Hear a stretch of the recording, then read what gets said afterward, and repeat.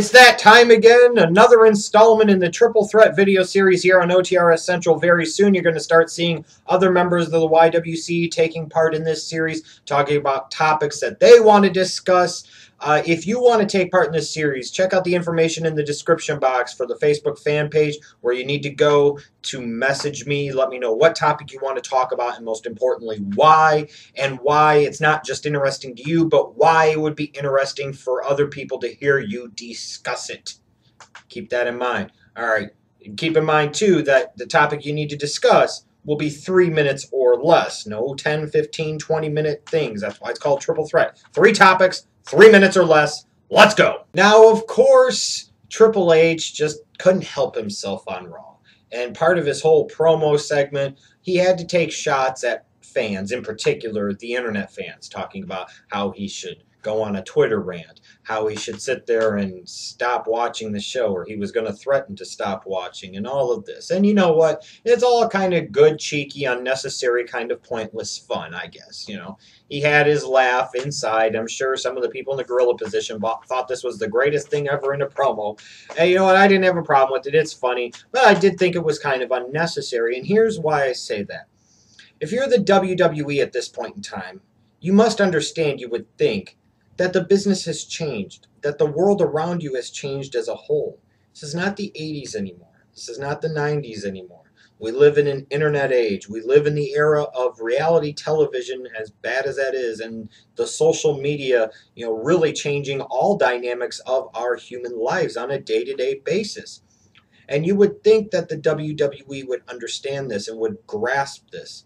But yet, no matter how much they seem to actually grasp this, they always seem to come back to revolting against it and rebelling against it and being uncomfortable with it instead of accepting it, trying to adapt with it and making it their own and going forward with it. And when I hear people in the WWE and Triple H and others make comments directly or indirectly towards internet fans, I guess my biggest question is, why do you feel the need to attack any portion of your fan base? Look, I understand that the people on the internet are going to piss you off, and the people on the internet are going to say stupid things. Look at some of the videos I've done. Look at some of the comments on my damn videos. Look at some of the other videos on the internet. Look at the comments on those videos. People on the internet are stupid. We all are. There's no question about it. We do stupid things and we say stupid things. But at the end of the day, WWE, this is still a large portion of your customer base, and a much larger portion of your customer base than you ever want to acknowledge or realize. So why would you go so out of your way to insult those very customers that in large part you are relying upon for the success and future and viability of your WWE network and your company as a whole? This is something I've never understood about the wrestling business. Why would you go out of your way to knock any portion of your potential paying customer fan base? It's something if you're knocking people that never go to a show, that never pay for a show, that never watch a show, fine, have at it, knock yourselves out. But to Triple H and the rest of the people involved in the WWE and frankly the wrestling business as a whole, it just speaks to your insecurities. It just speaks to your unwillingness to accept your own faults and admit to your mistakes. And all the while, it's just bad business. Instead of knocking the internet fans, find a way to get them more engaged. Find a way to draw more money out of them and stop knocking them all the time. It's ridiculous. When TNA recorded their New York City tapings a few weeks ago, I saw a lot of people talking about it on social media, praising the company, saying these tapings were great. They were awesome. They hit that home run right out of the park. And I was eagerly anticipating what they were going to do with these New York City tapings. I tried to avoid the spoilers so that way I could see what my actual kind of real deal reactions were. And I wanted to see, if this company was able to continue their positive momentum I thought they had started rolling with since Slammiversary. Well, 2 weeks into the New York City tapings, and I won't say TNA has killed their momentum by any stretch of the imagination, but I do think that the internet, that a lot of the people that I saw have been wrong, because I don't think these tapings have been that great. And furthermore, I see TNA falling into some bad old habits. Some of these same bad old habits that put the company in the position that it was in the first half of 2014.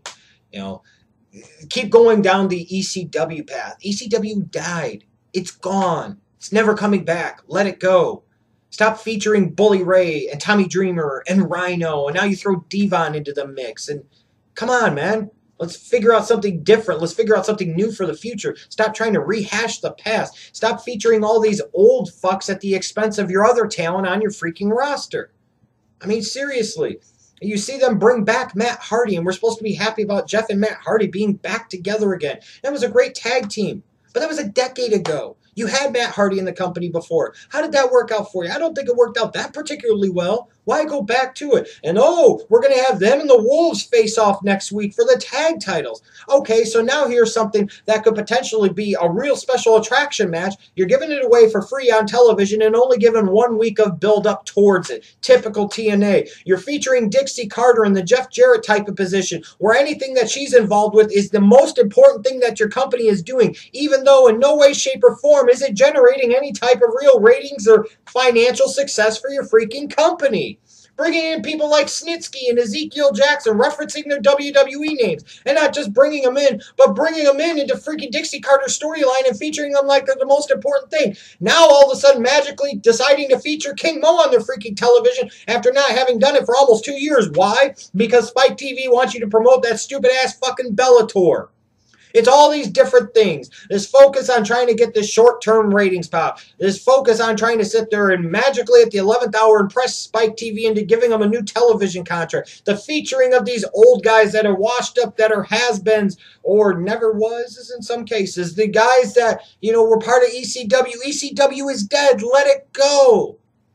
I'm starting to get concerned that TNA is going back right into the cycle of the same bad habits that put the company in the freaky position it found itself in to begin with. The last thing I wanted to talk about is this whole notion that Roman Reigns isn't ready to be world champion. Look, in an ideal world, I'd love to see 2 or 3 years being spent on a guy, pushing him up the card, putting him in feuds of significance, giving him signature victories against big-name opponents of an increasing level of competence and worthiness at bigger pay-per-views. Don't get me wrong, I'm a big believer in that. WWE doesn't do that nowadays. That's why they have trouble creating new stars. But sometimes you have to take those rules and you have to take that formula and you have to throw them out the window because sometimes it's not the best thing to do for business. And in my opinion, the WWE passing on the opportunity that was clearly presenting itself to go with something different this summer and make Roman Reigns a top guy by having him win the belt either at Battleground or SummerSlam, I think is a mistake by the company yet again and could be a mistake that costs the company long term. I understand. Roman Reigns' time and opportunity might seem like it's better suited for WrestleMania 31. And in an ideal world, again, I don't disagree with that. I'm the one that was a big proponent, several months ago of talking about what match should main event next year's WrestleMania. In theory, it should be Roman Reigns versus John Cena for the title.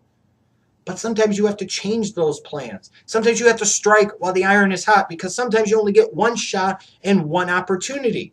You look at guys like Wade Barrett and you look at guys like Ryback. The WWE had shots and opportunities with those guys to strike while the iron was hot. They failed to do so. And look at where both characters find themselves today. Far, far away from being a main event player for the WWE. 2 huge opportunities to create new stars drop.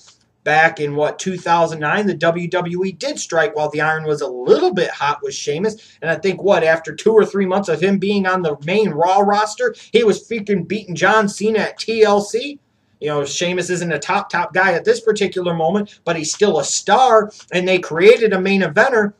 They struck while the moment was right. All of you that sit there and say, well, they did it with Brock Lesnar, but that was different. No, it's the same fucking thing. In fact, it's worse because Brock Lesnar only had 5 months with the company, whereas a freaking Roman Reigns has been with the company almost 2 damn years now on the main roster, has far more signature victories than a Brock Lesnar did. But Brock Lesnar's different. Brock Lesnar's special. No, the company understood at that time that they had to strike while the iron was hot, and they did so. And they created a big star as a result. Did giving the belt to Yoko so early hurt his career? Did giving the belt to Taker so early in his career hurt him? Did giving the belt to Hulk Hogan a month after he came back to the WWF in 1984 hurt his career? No! And the whole notion that this did is fucking ridiculous and stupid. So this whole notion that giving a belt to a guy too fucking early, is bad for them. No, that's not necessarily the case. In fact, it can be the right thing to do for business because sometimes you have to strike again while the opportunity presents itself. If you don't take advantage of that opportunity might never appear again. And here was a chance for the WWE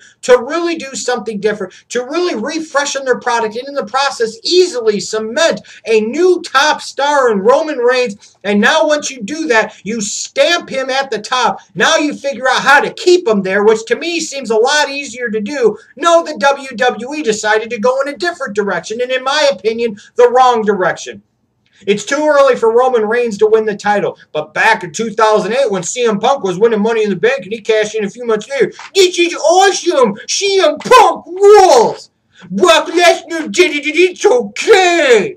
But yet Roman Reigns, who had more time on the main roster, more signature victories than either Brock Lesnar or CM Punk during their times and their paths to the title, we got a fucking problem with that. The WWE screwed the pooch on this one, in my opinion. So let me know what you think. Do you think it's time for the WWE to stop, talking shit about a portion of their fan base when they need all the customers they can get, especially for the WWE Network? Are you concerned like I am that TNA is starting to fall into some old bad habits again? Do you agree with me or not that Roman Reigns' time is now, and that waiting to the future like you did with Wade Barrett and Ryback could end up being a folly that costs the WWE both short-term and long-term? Feel free to let me know your thoughts on all these topics in the comments section below. I'll see you again Sunday for another installment of this Triple Threat video series.